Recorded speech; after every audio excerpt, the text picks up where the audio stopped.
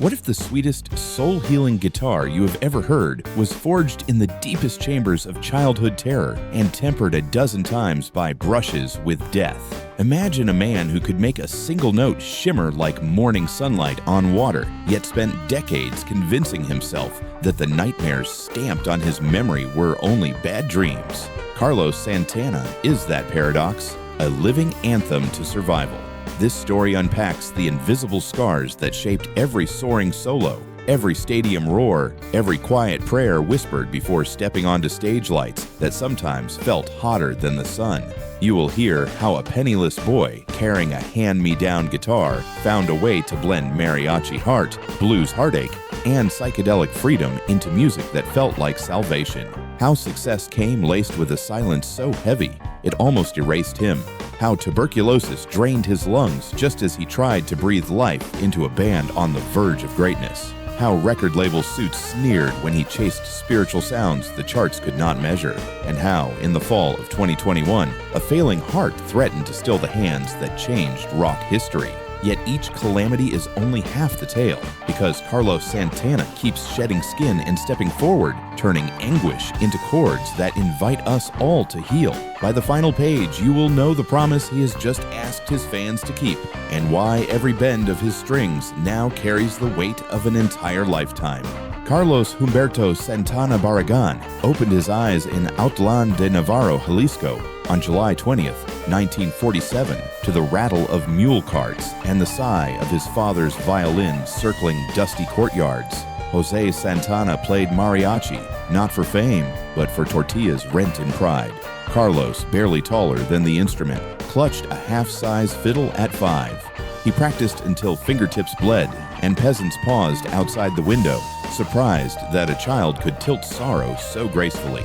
In 1955, a crippling drought and shrinking coin purses pushed the family north to Tijuana, the city of red gel bulbs, border jukeboxes, and lean hustlers selling neon dreams for a nickel a glance. Here, Carlos traded his battered violin for a guitar whose strings buzzed like angry bees. He imitated B.B. King runs lifted off a contraband transistor radio, adding flourishes his father's ranchera melodies had drilled into his bones.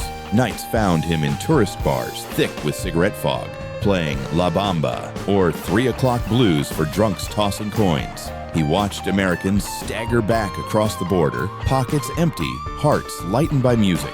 In those flickering rooms, he learned 2 truths. A guitar can feed a family, and a melody can disarm any man, no matter how cruel or lonely. When the Santanas uprooted again in the early 1960s, the Greyhound bus rolling toward San Francisco carried more hope than luggage. Carlos stared out of the window, practicing scale shapes against the glass, unaware that the fog-draped hills ahead would become the crucible where every fragment of sound he loved would fuse into something no one had heard before. San Francisco looked and smelled nothing like Tijuana.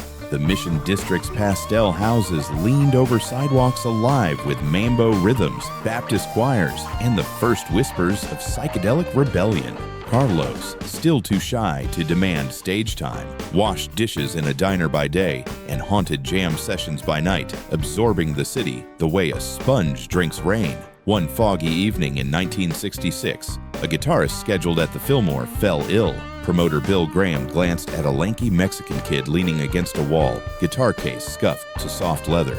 "You," he barked, "can you play?"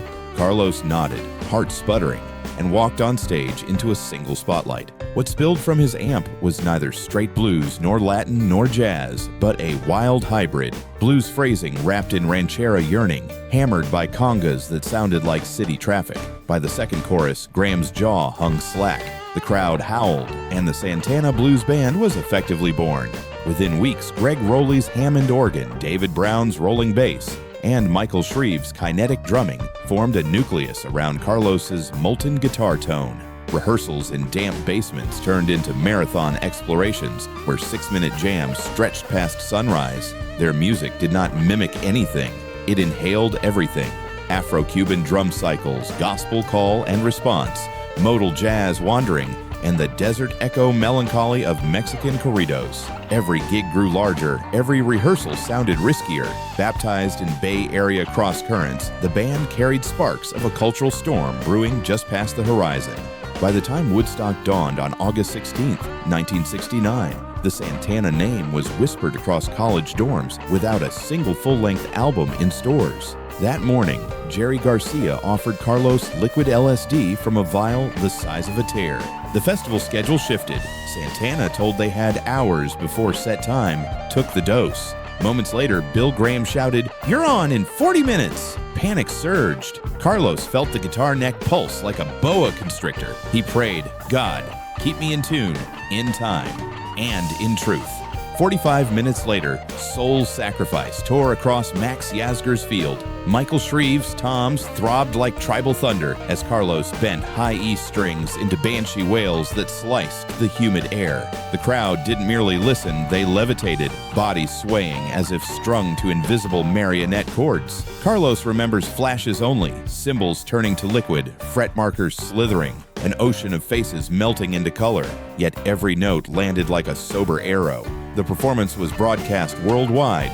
Columbia Records phone lines jammed. The debut album, titled simply Santana, dropped months later, and Evil Ways clawed to number 1. 4. A door had opened. Carlos walked through, unsure whether he was awake or still tripping. Behind triumphant headlines lay a memory so foul it could blister daylight. Between the ages of 10 and 12, Carlos had crossed the border with an older American who promised toys and tutoring. The man instead delivered repeated sexual assaults. Carlos told no one. He learned to separate mind from body, floating above the horror until it passed, then burying the shame in a vault locked tighter than any guitar case latch. Through the early 70s, success doubled, but nights after concerts sounded like silence thickened by ghosts. He drank mescaline tea to outrun flashbacks, snorted cocaine lines wide as bass strings to numb the taste of fear. Groupies, accolades, magazine covers, none could drown a secret that pulsed under his ribs like an unhealed fracture. In 1973, he met spiritual teacher Sri Chinmoy, who renamed him Devadeep, Lamp of the Supreme.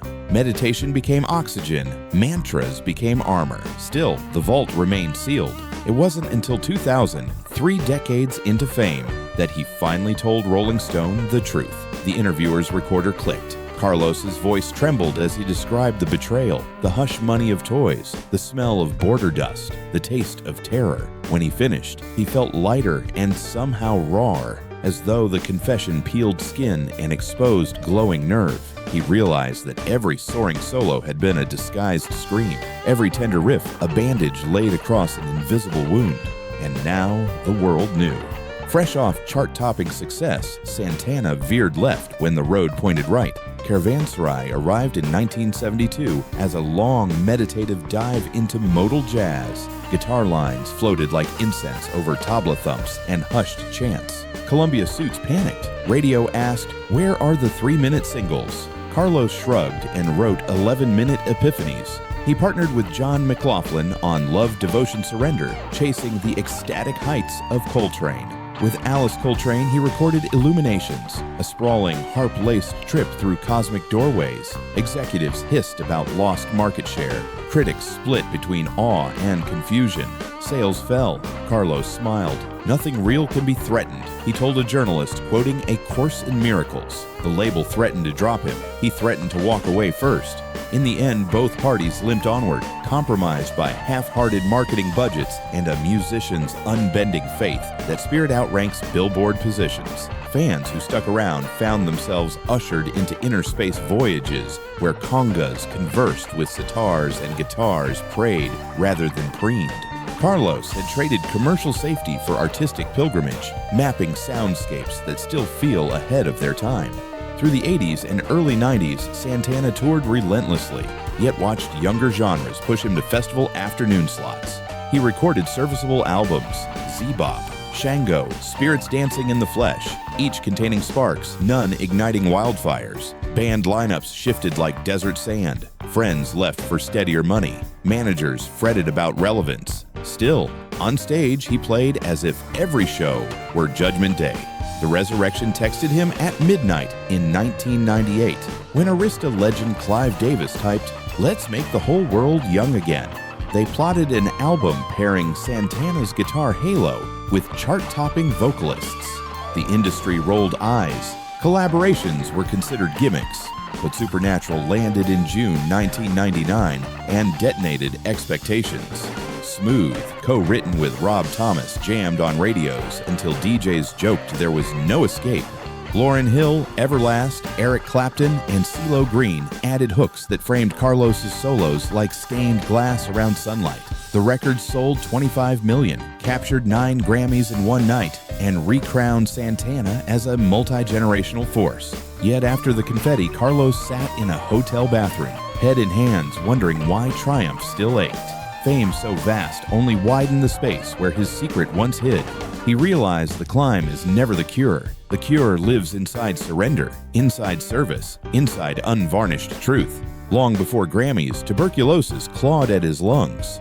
In 1967, at 19, he coughed blood after a gig and collapsed in a Tenderloin alley. San Francisco General admitted him for 3 months of penicillin injections that burned veins and drained color from his cheeks. Bandmates scraped rent, rehearsed without him, worried the dream had died. Carlos stared at cracked hospital paint, practicing scales on an imaginary fretboard, promising every cell in his body it would play again.